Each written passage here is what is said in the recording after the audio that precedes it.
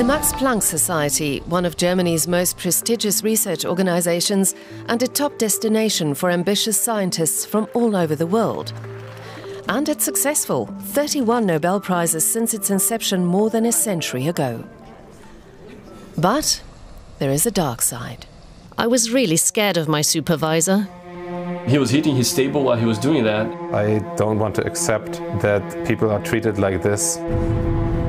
Together with German news magazine Der Spiegel, we travel across Germany and to South Korea to investigate abusive behavior and toxic work environments inside Max Planck Society's renowned research institutions.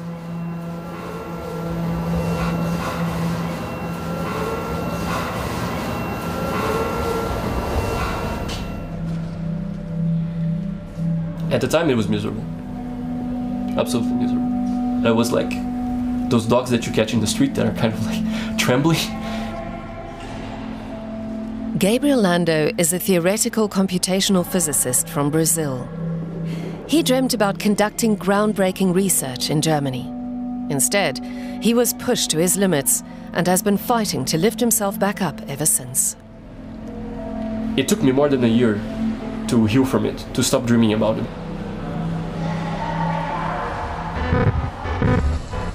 This is where it happened, the Max Planck Institute for the Physics of Complex Systems in Dresden.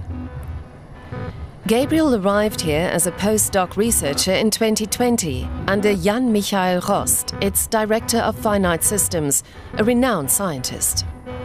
When he was told that the director had another side to him, he didn't give it a second thought. I didn't have a lot of experience. I was 28 or 29.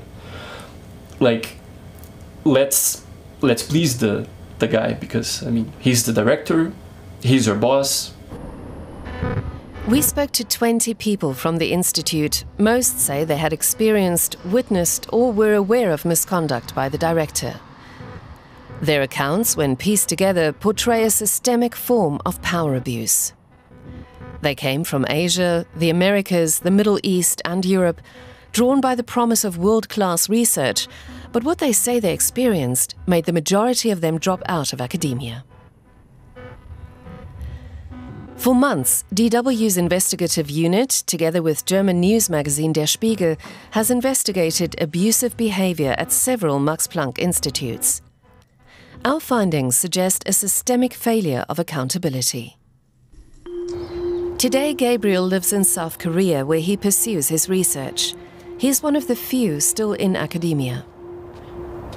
I think I loved nature since I was a child, and once I found out that in order to understand nature and to study nature, I needed to study science.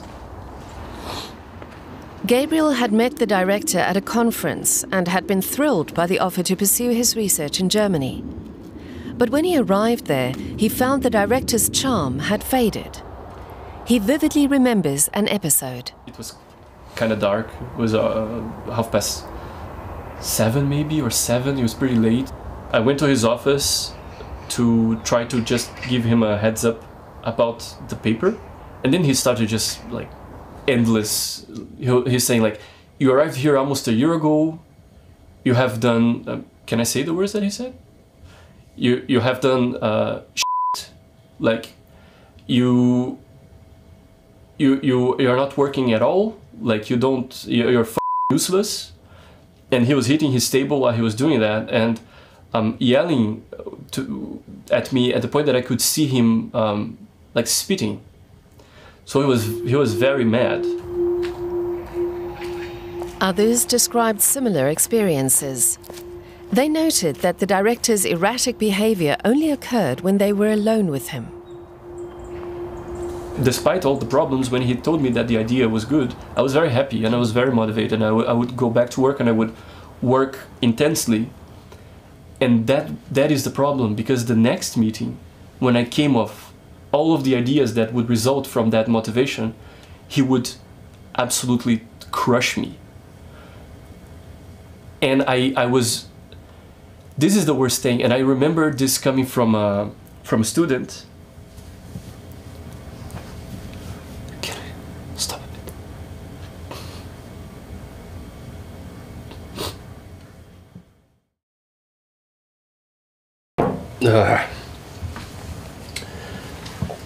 Am I sitting right? Can I continue from where I stopped, or yeah? Go for it. So when I talked about the problems that I was having with other people, a student told me that the worst part was not that the meetings were good or bad. The worst part is the unpredictability of it.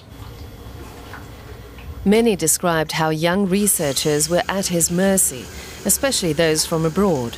He had leverage over those of us from outside Europe. We needed the contract for a residency.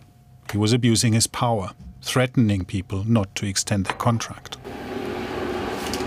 You'd have this disgusting, horrible meeting, and he'd be shouting, and you'd just feel your self-worth being degraded away. Several others say they fell into severe depression, requiring medical attention. They asked not to be named. The worst thing is hope, because every time that you went back hopeful, he would crush you. Confronted with Gabriel's case, the Max Planck Society said, quote, "Mr. Rost cannot confirm that he made the statements," unquote. They refused to comment on anonymous allegations. But the issues at this institute aren't unique. We interviewed more than 30 scientists from Max Planck Institutes across Germany who described abusive behavior and toxic work environments. The vast majority were afraid to report the misconduct, fearing the consequences. In Dresden, we meet with Daniel Leising, a professor of psychology who chairs a commission against abuse of power and scientific misconduct at the German Psychological Society. I'm not saying all scientists are corrupt, but I do say that some scientists are corrupt, some scientists are abusers, perpetrators, and criminals. And it is necessary to openly talk about that, because otherwise the problem is never going to go away. He has come into contact with dozens of cases of abusive behavior perpetrated by scientists in Germany, including at Max Planck Institutes. I think the feeling of being helpless and of being at the mercy of someone else who is often not very well intended, who is often actually quite sadistic or exploitative, that in itself is a horrible experience. If you have that for not once, but maybe weeks, months, or even years. For young scientists, speaking about their experiences is difficult. If the abuse was sufficiently severe, it's gonna harm you, it's gonna damage you, and it's going to take years for you probably to recover. Officially, the Max Planck Society has a no-bullying policy, defining it as repeated, persistent negative actions which create a hostile working atmosphere. In a male-dominated field, women face additional struggles. We travelled to an undisclosed location in Germany to speak to a former doctoral researcher about her experience at a Max Planck Institute in Eastern Germany. Aubrey arrived in Germany full of hope, only to have it quickly shattered. I still feel the stress in my body when I think about what happened. Like others we've spoken to, she requests anonymity for fear of reprisal. As a woman, she felt belittled and undermined. She describes how male scientists received credit for research by women. I would be excluded from discussions about my project. Sometimes others would claim my work for theirs, and I just found this overstating of your own contributions and minimizing the contributions of others was just common practice, and that was how people survived. Results would at times be discussed solely between men. There were project meetings where no women were invited to attend, and just because this was so common and so typical that it became normal for us. We corroborated her story and found similar cases of discrimination at other Max Planck Institutes we investigated. For Aubrey, working in this environment eventually took its toll. I would have panic attacks before meeting my supervisor. The Institute declined to comment on individual cases without further details, adding that management has not received any report regarding sexist behavior perpetrated by a director or group leader in the past 5 years. Discrimination based on gender or ethnicity is forbidden by the Max Planck Society in its codes of conduct. It could even be grounds for dismissal. So why do directors accused of misconduct remain unscathed? Why do they have so much power? Part of the answer goes back more than a century. In 1911, a German theologian by the name of Adolf von Harnack led the precursor to the Max Planck Society under a radical principle.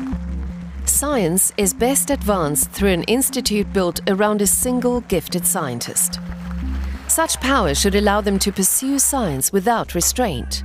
And it has been successful, 31 Nobel Prize winners. Today, that principle is at the heart of the Max Planck Society, an umbrella organization with 84 institutes. And a budget of more than 2 billion euros in public financing annually. Its legacy continues to resonate.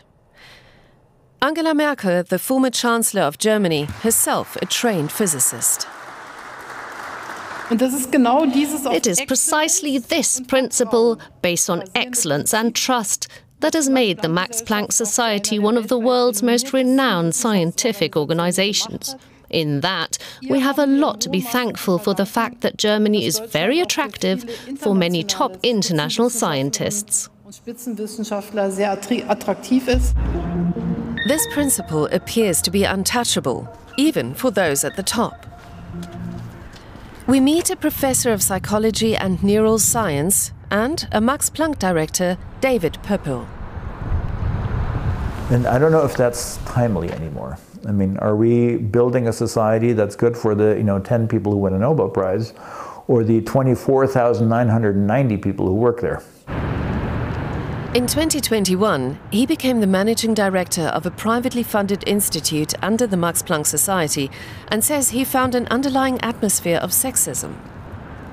But when he instituted a workshop on sexual harassment, he met resistance. My new name after instituting this workshop was the Woke Scheiß Director. That is me. The topic of sexual harassment would eventually resurface. In October 2024, German news outlets reported widespread sexual harassment perpetrated by the 2 other directors at the institute. Pöppel ordered investigations into the allegations, and they were deemed credible. But his efforts were blocked. He eventually announced he would step down from his position, saying on X he was relieved to leave the handful of people whose behavior does not meet minimal standards of morality. Although he is now a director of a different Max Planck Institute, he's weighing his options for the future. We're living in a time and an environment where there are certain shared values that are non-negotiable. And that includes sexist behavior, mobbing, harassment of any kind. It just cannot be tolerated. Officially, the Max Planck Society has several reporting mechanisms, including an external law firm. Gabriel reached out to them. When he requested anonymity, he was told that his request would be treated confidentially. But to be honest, at one point, persons involved in the conflict have to be named in one way or another to enable investigations. In an undisclosed location in Germany, we meet with someone who had a similar experience. Felix, a former PhD researcher at a Max Planck Institute in southern Germany, has asked for anonymity for fear of reprisal. After the experiences I made there, I'm now no longer working in academia. 2 years into his PhD, Felix says he experienced bullying and was given an ultimatum by his group leader: either leave or have your contract expire. He felt pushed out and left. He tried to report his experience through several means, including the law firm. But that led nowhere. I wrote about specific meetings I had and examples of how we were treated and examples of how we were also sometimes forced to lie towards the administration or towards other scientists, and also examples of scientific misconduct. I wrote it down. It was in the end a document with 40 pages. We reviewed the document, a detailed report containing screenshots, names, emails, and detailed accounts of misconduct. The law firm started basically a discussion of the definition of what is even bullying and isn't this just a unfortunate situation. Felix confronted them with the definition of bullying on the Max Planck Society's website, which included examples such as insulting remarks are made about the employee, their views or their private life, as well as indications or signals from others that an employee should resign. Afterward, the website changed and the list was taken down. We reviewed independently archived versions and corroborated his story. The lawyers eventually stopped replying to Felix's emails. I felt there is zero interest of actually doing any investigation work. Referring to German legal practice, the Max Planck Society emphasizes not every conflict or disagreement between colleagues or superiors and employees corresponds to the definition of bullying. The Max Planck Society has been aware of the problem since at least 2019, when a survey across its 84 institutes found that nearly 1 in 5 respondents had experienced bullying at their respective institute. The Max Planck Society told us that a series of measures emerged from this survey, including mandatory trainings for senior scientists and the establishment of a central staff unit for internal investigations. Felix decided to contact these investigators in 2022 and send them his report. They eventually said they would need to either forward the original report to his institute or receive a revised version, which he feared would reveal sensitive details of victims and witnesses. However, when Felix urged the staff unit not to forward the report, they told him the investigation would then be closed as a result. I was shocked that they would just use such a trick. Honestly, I feel tricked. The Max Planck Society said that internal rules require the allegations to be treated at the respective institutes, adding, there was never any intention or desire to forward the complaint without knowledge or consent of the plaintiff. Felix would eventually pursue a second PhD elsewhere and graduate with the highest mark possible. Still, he cannot let it go. I don't want to accept that people are treated like this and that other people in the future, young scientists, have to run into similar situation like I did. More than half of the young scientists we spoke to left academia citing abusive behavior or a toxic working environment. Most were afraid to report misconduct. And those who did say they were either discouraged from continuing, warned that it would affect their careers, or told to accept the conditions or leave. Our findings suggest a systemic failure of the accountability structures. The Max Planck Society denied discouraging people from reporting, saying anonymity does not preclude a report from being checked for validity. Great importance is attached to the confidential treatment of the identity of reporting persons. Okay. We traveled to Munich to meet with Thomas Sattelberger, a former lawmaker. He has demanded accountability from the Max Planck Society through several parliamentary requests. He calls for sweeping reforms. They need proper supervisory bodies, and these supervisory bodies must also be liable for misconduct, as is common in many other sectors of this society. The issue has even reached Germany's Federal Court of Audit. In 2024, they issued a damning report to the Ministry of Science, saying the Max Planck Society does not have a proper supervisory body. In fact, the president supervises his own actions. In our country, the standard of science is being increasingly compromised by these scandals, and we already have the major problem that really top scientists are leaving the country. Like Gabriel, who has found a new perspective in South Korea. Nowadays, with more experience, I have worked with people who do science aggressively. And I don't dislike it. I think that an aggressive environment where people are fighting for their ideas, it can be actually quite productive. But he was not fighting the science, he was fighting the person. He was humiliating me.